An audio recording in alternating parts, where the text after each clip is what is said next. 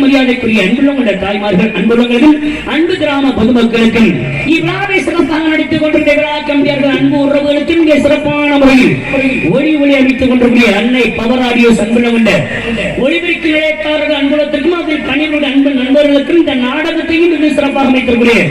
அதே அன்னை power audio ஆரோக்கியம் என்று சொல்ல அன்பு மைத்தன அவர்களுக்கும் என் சார்பாக எங்களுடைய கலைஞர் சார்பாகவும் நன்றி நன்றி நன்றி என்ற வணக்கம். நாரதர் சொன்னபடி வெள்ளிமலையில் இருந்து வேள்விமலை நாடு வந்தாச்சு. இந்த இடமோ மிக அற்புதமான இடம். எப்பேற்பட்ட இடம்? குறிஞ்சி இடம். குறிஞ்சி என்றால் மலையும் மலை சார்ந்த இடம். அப்படி மலையும் மலை சார்ந்த இடத்தை பார்க்கின்ற பொழுது பறவையினங்கள் பாடுவது மயிலினங்கள் ஆடுவதும் அப்பேற்பட்ட இயற்கை வனங்கள் இந்த நல்ல வனங்கள் இந்த அற்புதமான குறிஞ்சி நிலத்திலே விவசாயம் நிறைந்திருக்கிற பகுதியை பார்க்கின்ற பொழுது எவ்வளவு ஒரு ஆனந்தம் ஏற்படுகின்றது. விவசாயி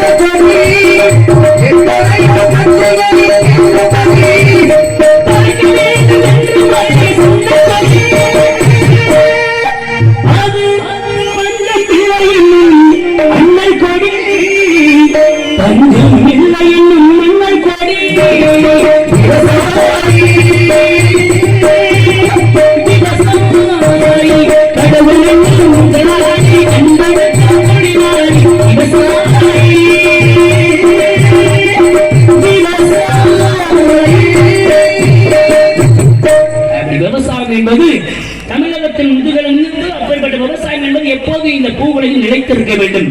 ஆனால் இன்று இருக்கக்கூடிய இந்த காலகட்டத்தில் விவசாயம் என்பது கொஞ்சம் கொஞ்சமாக குறைந்தே வந்து கொண்டிருக்கின்றது. காரணம் என்ன அப்படின்னா, விவசாயம் பார்ப்பதற்கான ஆட்கள் கிடையாது. விவசாயம் பார்க்கறதுக்கு தோட்டம் தர உள்ள வச்சிருக்கிற ஆட்கள் ஏதாவது ஒரு விவசாயத்தை பார்க்கலாம் நினைத்துக் கொண்டு விவசாயம் பார்க்கணும் ஒரு முயற்சி எடுத்திருந்தாலும் கூலி வேலை பார்க்கறதுக்கு ஆட்கள் வருவது கிடையாது. இன்னைக்கு எந்த வேலை பார்க்கணும் அனைத்துக்குமே எந்திரம் வந்துருச்சு. இயந்திரம் என்று சொல்லக்கூடிய பல விதமான விஷயங்கள் வந்திருக்கு. ஆனா இருந்துட்டாலும் மனுஷ பார்க்கிற வேலை மாதிரி இருக்காங்க. ஒரு களை எடுக்கணும், ஒரு கத்தி எடுக்கணும், அவங்க இருந்தா தான் சிறப்பு. ஏன்னா இந்த பகுதி பொதுவாக இந்த தேவகோட்டை பகுதிகளாம் எங்க ஊர்ல இருந்தாலும் இந்த நாத்தாங்கால, அதாவது நாட்டு களை எடுக்கிறக்காண்டி வருவாங்க. அந்த மாதிரி காட்டு முதல்ல களை எடுக்கிறதுன்னு அந்த பாவிட்டோன்னா களை எடுக்கிறதுன்னு வருவாங்க. அப்ப கருத இருக்கிற காலகட்டத்தில் அப்படியே வந்துருவாங்க. கருத எடுத்து ஒரு மாசம் 10 நாள் 15 நாள் 20 நாள் தங்கி கருத எடுத்து வீட்டுக்கு வரும்போது ஒவ்வொருத்தரும் 4 மூட்டை 5 மூட்டை நெண்டு கொண்டு வந்த காலங்கள் உண்டு. இன்னைக்கு அப்படியே ஆட்கள் வர்றது கிடையாது, எந்த வேலைக்கு போறது கிடையாது. காரணம் என்ன அப்படின்னா, கூலி வேலை பார்க்கறதுக்கு ஆட்கள் வராது போறது காரணம் என்ன அப்படின்னா, உண்மையிலே எல்லாருமே அரசாங்க வேலை அருமையான வேலை பார்த்துட்டு இருக்காங்க. எல்லோருக்கும் அரசு வேலை உண்டு. படித்தவர் படிக்காதவர் எல்லோருக்கும் என்ன வேலை அப்படின்னா, கிராமப்புறங்கள அற்புதமான வேலை 100 நாள் வேலை. அந்த 100 நாள் வேலைக்கு போனதுல இருந்து இந்த கூலி வேலைக்கு வந்தவங்க மறந்துட்டாங்க. ஒரு விவசாயி ஒரு இடத்துல நாற்றாங்கால பாவி வச்சுட்டு அந்த நாத்தன் இன்னொரு இடத்துல நட்டு வச்சா விளைச்சல கொடுக்கணும். நாற்றாங்காலிலேயே இருக்கணும்னா அதுக்கு ஒரு குறிப்பிட்ட நாள் இருக்கு. 20 நாள் 21 நாள் வரைக்கும் நாற்றாங்கால அந்த பயிர் இருக்கணும். அது விளைச்சல் கொடுக்கணும்னா அடுத்த பக்கத்து வயல நல்லா தொழில் உழுது விட்டு அதுல அந்த நாட்டை பறிச்சு கொண்டு அங்க நட்டு வச்சா நல்ல விளைச்சல கொடுக்கணும். அப்படி நாற்றாங்கால இருக்கிற பயிரை பறிக்கிறதுக்கு நாட்டு பறிக்கணும் வாங்கமானா வர்றாங்க கிடையாது. அப்ப என்ன சொல்றாங்க, இந்த ஒரு வாரம் முழுவதும் எங்களுக்கு வேலை இருக்கு, 100 நாள் வேலை, அந்த வேலையை முடிச்சுட்டு தான் நாங்க வருவோம் அப்படின்றாங்க. ஒரு வாரங்கிறது அங்க 10 நாள் 15 நாள் ஆயிடும். அதுக்கு அந்த பயிர் முத்தி போயிடும். அதுக்கப்புறம் வந்து அதை பறிச்சு ஒரு அளவு நட்டு வச்சுருவாங்க. அது வளர வைக்கணுமா? முத்துன எப்படி வர்றது? முத்துன பயிர் நட்டோம்னா அப்பயே பறிஞ்சுக்கிட்டு இருங்க. 2 பயிர் 3 நெல் 4 நெல். அப்ப அதுக்கு உரத்தை போட்டு ஓரளவு விளைய வச்சுறாங்க. விளைஞ்சிருச்சுன்னா அது கருத்து கால் வர்றாங்க அப்பயே வர மாட்டாங்க. அந்த காலத்துல கருத்து இருக்கணும்னா ஒவ்வொருத்தரும் அந்த காலம் அடங்கிட்டா போதும். விளைஞ்சு அப்படி காலம் அடங்கிடுச்சுனாலே போய் ஒதுக்கிட்டு வருவாங்க. இதுக்கு நான் இருக்கு அங்க நீ இருக்கு அப்படின்னு. வயலுக்கு சொந்தக்காரு களத்து மற்ற சாணியை தெளிச்சுட்டாரு. சாயந்தரத்துல மறுநாள் பிடி வந்து 7 மணியில கருந்துட்டு வந்து களத்து மட்டும் தனுக்கடிச்ச காலங்கள் பெரியப்பள்ளியை போட்டு தண்ணி அடிக்கிறது, கமலை கட்டி தண்ணி அடிச்சது, அந்த மாதிரியெல்லாம் ஒரு அற்புதமான ஒரு காட்சிகளை இங்கே வரக்கூடிய சந்ததியெல்லாம் பார்க்கறதுக்கு வாய்ப்பே கிடையாது. அப்படியே விவசாயம் குறைந்துகிட்டே போய் கொண்டிருக்கின்றது. பார்த்தார் விவசாயி நெல் விளைச்சவர் எதுக்குறாக போட்டு கட்டி எழுதிட்டு ஒரு பையன் வேலைக்கு வரையாங்க. இதை சும்மா போட்டுட்டு ஏதாவது தென்னங்கண்டை வச்சு விட்டுருவோம், புளியங்கண்டை வச்சு விட்டுருவோம், மாங்கண்டை வச்சு விட்டுருவோம்னு போயிடுவாங்க. சில பேர் நெல் விளைந்த நிலத்திலே கல்லை கொண்டு விளைநிலங்களாக விட்டுட்டு போய்விடுவார்கள். இப்படி விளைநிலங்கள் குறைந்து விவசாயம் குறைஞ்சுக்கிட்டே போயிடுச்சுன்னா ரமேஷ் சாப்பாட்டுக்கு அதுக்கு என்ன பண்றது? நீங்களே சொல்லுங்க. நீங்களே சொல்லுங்க. சாப்பாட்டுக்கு இப்ப விவசாயமே இல்லைன்னா நம்ம இவ்வளவு காசு வச்சிருந்தாலும் பசுக்கா என்ன வேணும்? ஆமா, சாப்பிட உணவு தான் வேணும். அப்ப அரிசி சாப்பாடு தேவை இல்லையா? அப்ப இப்படி விவசாயமே பண்ணா சோத்துக்கலான்றது வெளிநாட்டுல ஒரு மாற்றம். மாத்திரை போடணும். மாத்திரை பசிக்க எதுக்கு மாத்திரை சொல்றீங்க? ஆனா பசிக்கிறதுக்கு ஒரு மாத்திரை. பசிச்சுன்னா ஒரு நேரம் மாத்திரை போட்டா பசிக்காது. மதியம் பசிக்கிறோம் அப்போ ஒரு மாத்திரை, என்ன பசிக்கிறோம் அப்போ ஒரு மாத்திரை. 3 மாத்திரை. ஏன் மாத்திரை? நாட்டுல நிறைய பேர் ஏமாத்திருக்காங்க. அப்படியே இருந்தால் இந்த இடத்துல சிறப்பான விருந்தத்தை பார்க்கின்ற மனதுக்கு இன்னமும் ஆனந்தம் தரக்கூடிய அளவுக்கு இந்த சித்திரை மாசம் முடியும் தருணத்திலே சித்திரை சவானத்தை சேர்ந்து பார்க்கின்ற பொழுது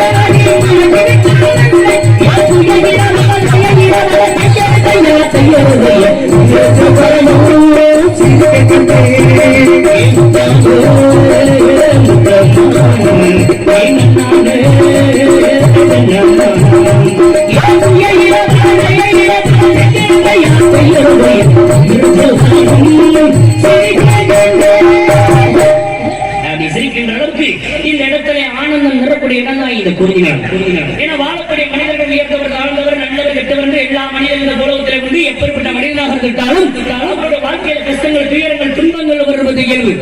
துன்பம் வரக்கூடிய நேரத்தில் ஒரு மனிதனாக இயற்கையான காட்சிகளை கண்டுகளித்தாலும் சரி, இல்லை இப்படி ஒரு திருவிழா கூடத்தில் கலந்து கொண்டாலும் சரி, இல்லை இம்மாதிரியான கலை நிகழ்ச்சியை பார்க்கின்ற பொழுது மனதில் இருக்கிற கஷ்டங்கள் மறைந்து மனமாகப்பட்டது ஆனந்தமான ஒரு இன்பத்தை அடையும். ஆனா இன்னைக்கு ஆனந்தம் கிடைக்கணும்னா அது இருந்தா ஆனந்தம் கிடையாது. என்ன விசேஷம் கிட்ட கல்யாணம் காதலுக்கு சட்டைக்கு நல்லது கட்டுது எந்த ஒரு திருவிழா வந்து தெரியும். அது இல்லன்னா என்ன நீ விழா நடத்தி ஒன்னும் கவனிக்கிறே மாப்பிள்ள என்னடா கவனிக்கல அசைவமா அது நல்லா தானே ஆட்டுக்கறி கோழி பிரியாணி வான்கோழி பிரியாணி நல்லா தான் சாப்பிட்டேன் குடும்பத்தோட வந்து சாப்பிட்டு போனோம் அப்புறம் நான் கவனிக்கல அப்படிங்கிறது அதெல்லாம் சரித்தேன் அதெல்லாம் நல்லா இருக்கு அது இல்ல அதெல்லாம் எதுங்க இப்படி சொல்ற எதுதான்டா இல்ல அந்த விஷயம் எந்த விஷயம் சொல்லுங்க சும்மா அந்த மதுபானம் போட்டு ஆமா அது இல்லாம எப்படி சோறு போட்டா அந்த விருந்துக்கு முன்னாடி அந்த மருந்தை குடிச்சா தானே விருந்து சாப்பிட்ட மாதிரி இருக்கு அப்பேற்பட்ட மருந்தை கொடுக்க மாட்டேன் அப்படிங்க அது என்ன பூர்ண மருந்து சொல்லணும் மருதுனா மதுபானம் என்பது சொல்லக்கூடியது இன்னைக்கு ரொம்ப சர்வசாதாரணமா ஆயிப்போச்சு. அந்த காலத்துல மதுங்கிறது ஒளிவு மறைவாக மது வருத்தினார்கள். இன்னைக்கு அப்படி கிடையாது. எங்க வேணாலும் எந்த நேரம்னு கணக்கில்லாம ரோட்ல வீட்டுல புங்க மரம் புளிங்க மரம் எல்லா இடத்தையும் உட்கார்ந்து எந்த நேரமும் மது இருந்து கொண்டிருக்கிறார்கள். இதெல்லாம் இந்த பள்ளிக்கு செல்கின்ற மாணவர்கள் மாணவிகள் பார்க்கின்றோம் என்ன நினைப்பாங்க, எங்க பார்த்தாலும் குடிச்சுட்டே இருக்காங்க, ஏதோ சட்டமா காணிக்கப்பட. அப்ப நம்ம பெரிய ஆனா நம்ம தான் குடிக்கணும் அப்படின்னு சின்ன பையனை நினைச்சுவாங்க. அதே மாதிரி இந்த விடுமுறை நாட்கள்னா அதை குடிச்சும் பார்த்தும் படிக்கிறாங்க. அப்ப சின்ன வயதிலே கெட்டு போற கணவனே இருக்கு அதிகமா இருக்கின்றது. ரெண்டு விஷயத்துல கெட்டு போறாங்க. ஒண்ணு மதுவான விஷயத்துல, இன்னொன்னு கைத்தொலைபேசியில கெட்டு போறாங்க. கைத்தொலைபேசி இம்புட்டால இருக்க வரைக்கும் பிரச்சனை இல்லை. இம்புட்ட காலத்துல இருக்கிறது இம்புட்ட காலத்துல வந்துச்சுல. இம்புட்ட காலத்துல இருக்கிற பட்டன் செல்லுங்கள். இப்படி டச் செல் இங்க டச் பண்ண ஆரம்பிக்கிறது, எங்கெங்கே டச் பண்ணிட்டு எப்படி போய்கிட்டு இருக்காங்க. அப்படின்னா அதுல நிறைய நல்ல விஷயங்கள் இருக்கிறது, பார்க்க கூட நிறைய கெட்ட விஷயங்கள் இருக்கின்றது.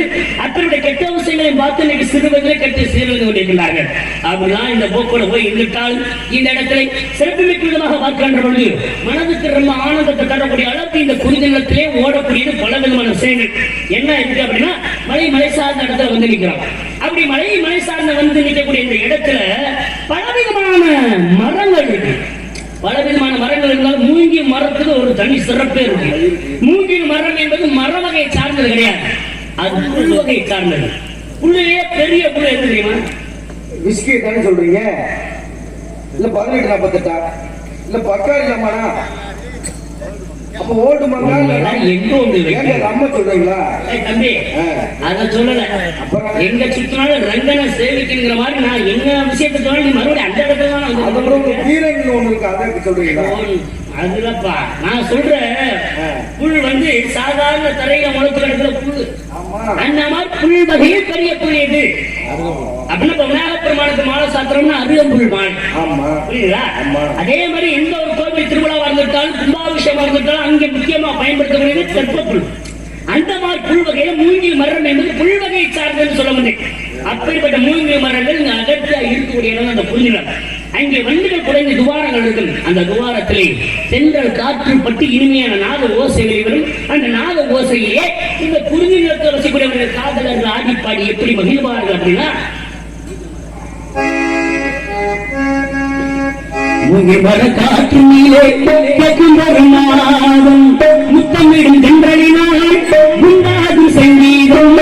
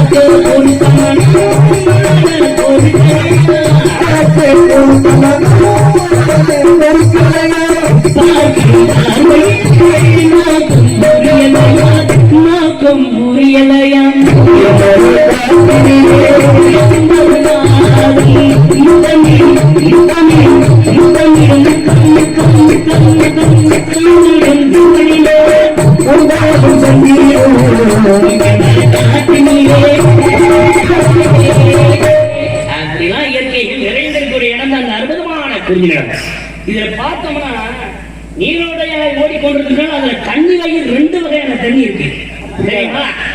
அதுவா தெரியுமா? இப்ப யாருக்கு சரியா தெரியும்? எங்க மறுபடியும் அந்த தண்ணி தானங்க வர்றீங்க? தண்ணி இல்லைன்னா உலகமே கிடையாது. உங்களுக்கு தெரிஞ்சதுலாம் 2 தண்ணி தான். எங்களுக்கு தெரிஞ்சது நான் இப்ப சொல்லி பாத்தீங்களா? பக்காரி லெமன், மிக்சி, வீரன், ரம்மு, சாணக்ஸா, காகினல், இப்ப 1848 தானே. இதுக்கு உனக்கு சம்பந்தம் கிடையாது. இப்படி பேர் எப்படி நீ சொல்ற? ஐயா கேள்விப்படுறோம்ல ஐயா, கேள்விப்படுறோம்ல. கேள்விப்பட்டீங்க? நான் சொல்றது நினைக்கிறேன். ஒருத்தர் வர்றாரு, ஐயா என்ன சரக்கு சாப்பிட்டீங்க, இவ்வளவு போதையா இருக்குன்னு கேட்டா அவர் பேரை சொல்றாருல, அதை வச்சு தெரிஞ்சுக்கிட்டு இதுல இருந்து என்ன தெரியுது? நிறைய போதாதாரர்கள் நிறைய சந்திச்சிருக்கிற விஷயம் நல்லா தெரியுது. ஆமா, நான் சொல்ற விஷயம் என்ன, தண்ணினா இன்னைக்கு மழை பெய்யுது, கிராமப்புறங்கள மழை பெய்யுது, சாதாரண மழைப்பகுதியிலாத ஒரு பகுதியில் மழை பெய்யுதுன்னா அது ஓடுற தண்ணி சாதாரண விஷயம் கொண்ட தண்ணி. ஆனா மழை சார்ந்த இடத்துல மழை பெய்யுது வச்சுலே, அந்த தண்ணி சாதாரண தண்ணியா இருக்காது. ஏன்னா மூலிகை செடி, மூலிகை மரங்கள் இருக்க முடியலாம். அப்ப அந்த மழை நீர தண்ணி மண்ணுக்குள் சென்று அந்த மூலிகை செடி வேரோடும் அப்படியே உரசி உராகி வெளியில வருகின்றவன் ஊற்று நீராக வரும். அந்த ஊற்று நீர் வெளியில வருகின்றவன் அறிவு நீராக வந்து கொட்டும். அப்பேற்பட்ட அறிவு நீர்ல குளிச்சாலும் சரி, இல்ல அந்த அறிவு நீர் அடி குடிச்சாலும் சரி, உடம்புல இருக்கிற வியாதி நீங்க அப்பேற்பட்ட தண்ணியை குடிக்கணும்.